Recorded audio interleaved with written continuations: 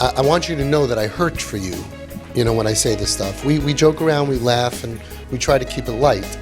I recognize how painful it is to have a child who's Mechalel Shabbos, or in your case, Mechalel Shabbat. It's painful. It's very painful. And I'm not on the side of Chil Shabbos. And I'm saying this for a reason. Because today I got a call from parents, and they want to come here. The problem is that their Rav is not so happy with Avi, because Avi is pro-sin. That's pro-sin. I'm pro-sin. I like sin. They think that you come here, and right away I give you a subscription to McDonald's, and right away we get all the Averis to happen in your house without any Havana that we're doing things carefully, and that we're doing things for a reason, and that you have major Das Torah that's agreeing. And I told her, I said, tell your Rav the following Rabbanim that allowed this specific sin that he was referring to. And I gave him a list of Rabbanim.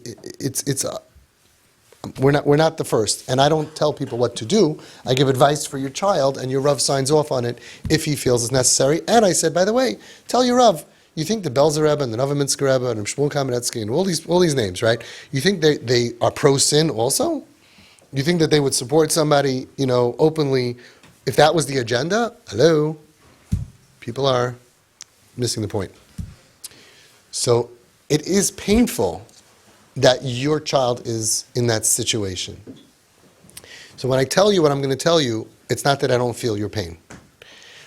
I really, truly believe that the only way back for someone who is Mechal Shabbos is by having nafshay kshura b'nafshay, a real tight bond, right? As the Balaturum says, mipnei she'ivaltei kshura b'liboy, because the foolishness is bound to the heart of the lad.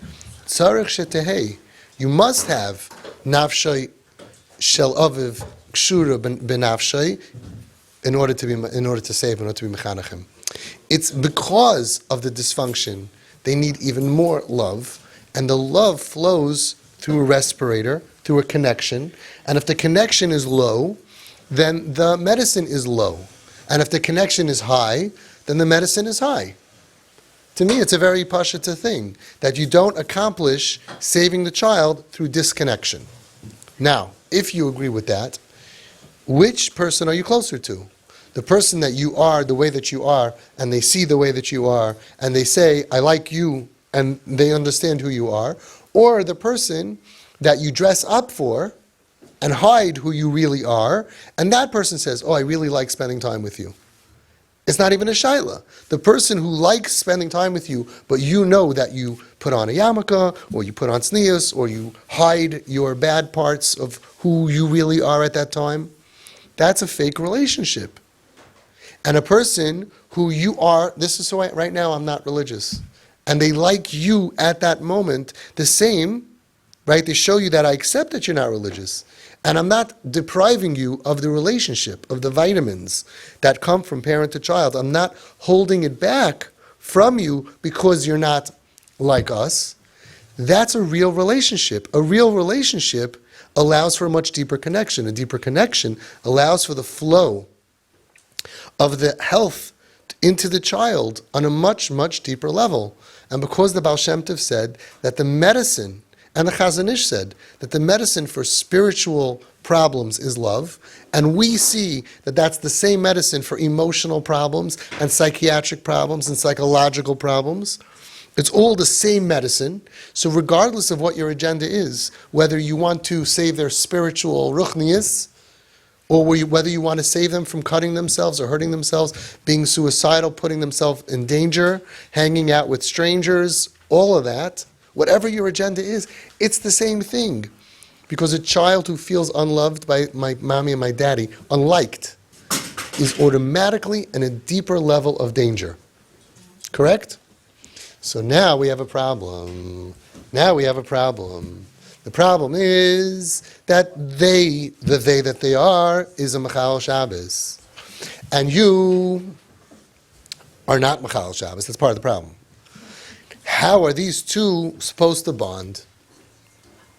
So the answer is, and it's very painful, it's very difficult, but the answer is very simple.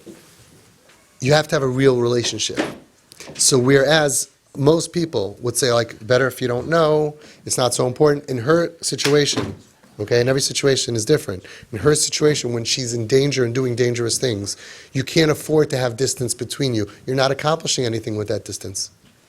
You're not accomplishing anything. So it's not that it's not painful. The pain is not the tipul, the treatment, the medicine. You know, people nebuch, when they have a kid with nebuch, Rahman al, the kid has cancer, you have to give chemo. That's very painful to give a child poison. But when you know what cancer is, the chemo is not the problem. Over here also, the pain that you have is that your child is right now in a matzav of pikuach nefesh and chil Shabbos. That's the pain. The medicine is remove the walls. So now that you're in that situation, so you have two choices. You ignore it.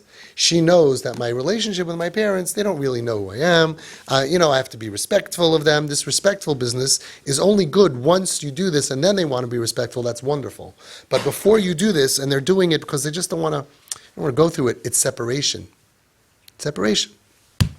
So, yes, I 100% advise you. Of course, you could ask your Rav, but there's no halacha issue here. What? No, you'll find a way in passing or something. You say, sweetie pie, listen, it's so nice of you that you didn't want to with the car and break Shabbos in front of us, but me and Dad, we love you. We love you. Think about it for a second. In order for children, in order for people to grow healthy, imagine they need a vitamin. So you're going to say, because you're not from, I'm not giving you a vitamin. So they're going to be a midget their whole life. You have to be her parents, not somebody else's parents. She's going to say, I know al hanara hazel lo hispalalti. And you're going to say, no, everyone is different. Your relationship between you and Hashem is between you and Hashem.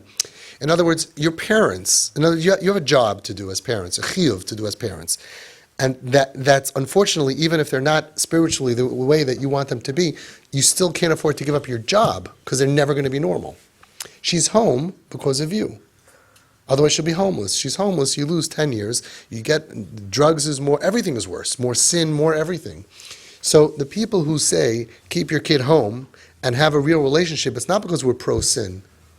It's less sin. That was what Ramesh Hirsch said. There's no problem of lifnei iver to buy treif. That's what he said.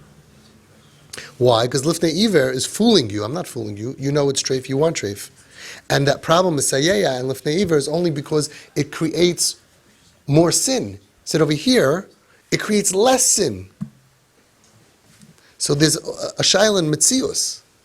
People, if they paskin, they have to really come down and meet all the parents and see all the parents that did this, that were matzliach, and the kids are healthy and alive, right? Not suicidal, not homeless, not on drugs. They have to do research in order to decide this thing. And they should do research. And they're all invited. Rabbanim are always invited to come down here, look around. And that's why they change, a lot of them change their psak, because they see the metzius changed. Because 30 years ago, you could say, in my house, you don't dress natznius. Nobody died. How many times did we hear growing up of overdoses and of suicides? Right? Today, in our dar, people are dying. You have to be careful. So that changes how we view pikuach nefesh. So you're in a pikuach nefesh situation, besides for this, right? Dangerous. And you have a Rav who understands that. And now the shaila is, and this is the only room in the world that this question gets asked. It's the only room. Oh, I caught my daughter being Mechal Shabbos, right? What does everyone else say?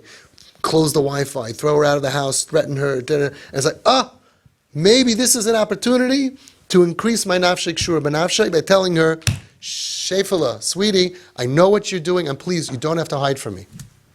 So the question is, what gives her a better chance to be alive, off drugs, healthy, and frum? Hiding and sneaking, or being open? This is who I am. You carry her through the dark years. Bezrat Hashem, when she gets healthy, of course she's going to want to be like the family. You're always going to get the best of things. So push it.